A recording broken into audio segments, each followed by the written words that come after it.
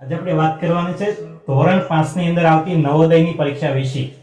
નવોદયની પરીક્ષા શા માટે ઇમ્પોર્ટન્ટ છે, બધાય બાળકોએ શા માટે આપવી જોઈએ, શું શું ફાયદા થાય છે, કયા વિષયો હોય છે, આ પરીક્ષા કોના દ્વારા લેવાય છે, બાળક આગળ જઈને શું શું કરી શકે એ વિશે આપણે આજે બધી માહિતી લેવાની છે. તો વાત કરવાની છે ધોરણ 5 માં આવતી નવોદયની પરીક્ષા વિશે. જો નવોદયની અંદર બાળક જો પાસ થાય તો તેને શું શું ફાયદા મળે, અને આ નવોદયની પરીક્ષા ભારત સરકાર દ્વારા લેવામાં આવે છે. આ નવોદયની પરીક્ષા કેન્દ્ર સરકાર દ્વારા લેવાય છે, એટલે ભારત સરકાર દ્વારા લે છે. જો વિદ્યાર્થી પાસ થાય તો આની અંદર એને હોસ્ટેલ સુવિધા મળશે, અને હોસ્ટેલ સુવિધાની સાથે સાથે રહેવાનું જમવાનું એકદમ ફ્રીમાં મળશે. જો નવોદયની અંદર બાળક પાસ થાય છે તો તેને હોસ્ટેલ સુવિધા એકદમ ફ્રી, રહેવા જમવાનું પણ એકદમ ફ્રી, કોઈ પણ પ્રકારની ફી ભરવાની થતી નથી. પછી સાથે સાથે એને શું મળે છે, તો એને ગણવેશ મળે છે, એટલે કે સ્કૂલ ડ્રેસ મળશે, સાથે પાઠ્ય પુસ્તકો, નોટબુકો શાળા તરફથી આપવામાં આવશે, એટલે કોઈ પણ પ્રકારનો ખર્ચો રહેતો નથી.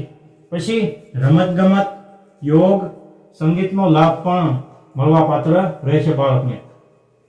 જો તે આમાં પાસ થશે તો તેને રમતગમત, યોગ અને સંગીતનો લાભ પણ મળી શકશે. સાથે સાથે કોમ્પ્યુટર તેમજ વિજ્ઞાન લેબનું પણ જ્ઞાન 6 થી 12 ધોરણ સુધીમાં આપવામાં આવશે.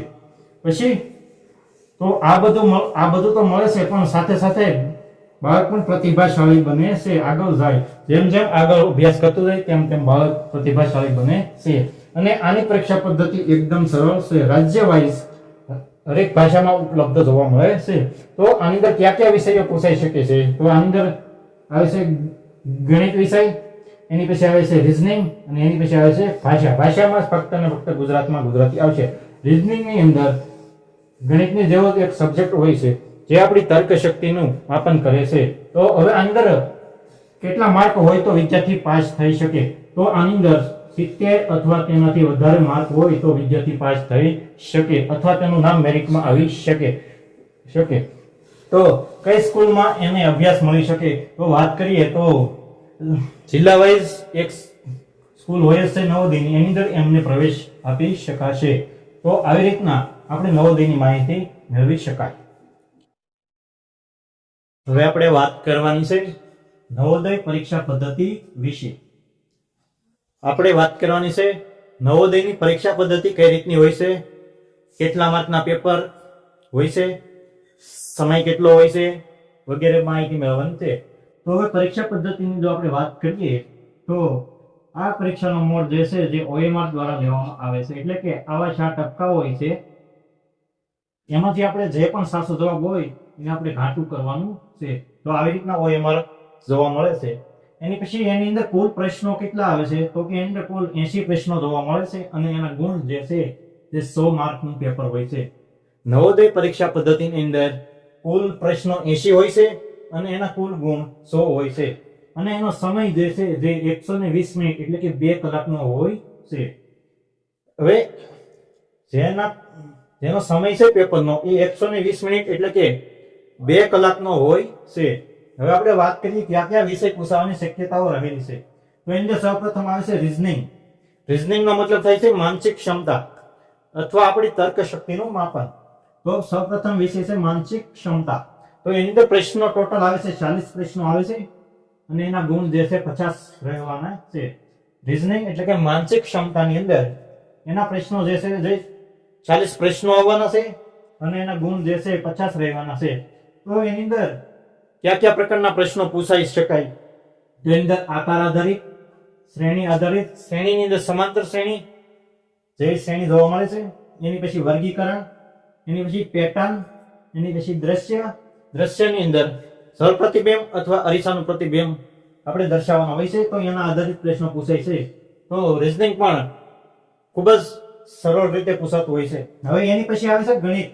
રીઝનિંગ પછી આવે છે ગણિત. તો એની અંદર જે પ્રશ્નો હોય છે એ 20 રહેલા છે, એના ગુણ છે જે 25 છે, અને આની અંદર ભાગુ સભાના દાખલા આવે છે. ગણિતની અંદર કુલ પ્રશ્નો 20, એના કુલ ગુણ 25, ભાગુ સભા એટલે ભાગાકાર, ગુણાકાર, સરવાળો અને બાદબાકી આધારિત દાખલા આવે છે. એની પછી આપણે ટકાવારીનું એક ચેપ્ટર આવે છે, એ પણ પૂછવાની શક્યતા. સમય અને કામ અને અંતરની અંદર ટ્રેનની ગતિ છે એવા પ્રશ્નો પૂછાઈ શકે, તો એના આધારિત પ્રશ્નો પૂછવાની શક્યતાઓ રહેલી છે. હવે વાત કરીએ આપણે ગુજરાતીની, તો ગુજરાતીની અંદર જે આપણો ભાષાકીય વિષય છે, તો એની અંદર કુલ પ્રશ્નો 20 હોય છે, એના ગુણ 25 હોય છે, અને આની અંદર ફકરામાંથી જવાબ આપવાના, વ્યાકરણ આધારિત પ્રશ્નો અને શબ્દ ભંડાર જોવા મળે છે. તો આવી રીતના નવોદયની પરીક્ષા પદ્ધતિ આપણને જોવા મળે છે. એનો સમય જે હોય છે જે 2 કલાકનો હોય છે, 120 મિનિટ એટલે કે 2 કલાક, અને આ 3 વિષયો જે છે મુખ્ય રહેવાના છે. તો આની અંદર રીઝનિંગ, ગણિત અને ગુજરાતી આ વિષયો મુખ્ય રહેવાના છે. તો હવે તમે વિચાર કરતા હશો કે આની આપણે તૈયારી કઈ રીતના કરવી. તો આની તૈયારી કરવી એકદમ સરળ છે, કોઈ પણ ઝંઝટ વગરની તૈયારી થઈ શકે છે.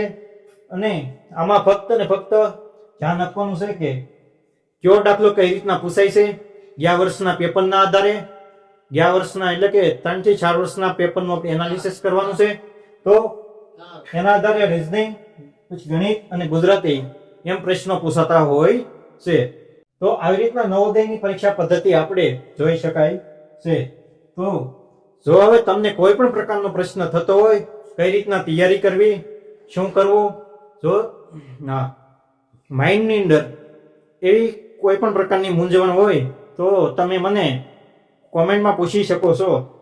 બધાને કોમેન્ટની અંદર પરફેક્ટ જવાબ આપવામાં આવશે, સાચો જવાબ આપવામાં આવશે, કઈ રીતના તૈયારી કરવી, પછી આપણે કઈ રીતના વાંચન કરવું અને પાસ કઈ રીતના થવું, એ બધી માહિતી આપવામાં આવશે. તો હવે આની પછીના વિડીયોની અંદર આપણે પાસ થવાની ચર્ચા કરવાની છે.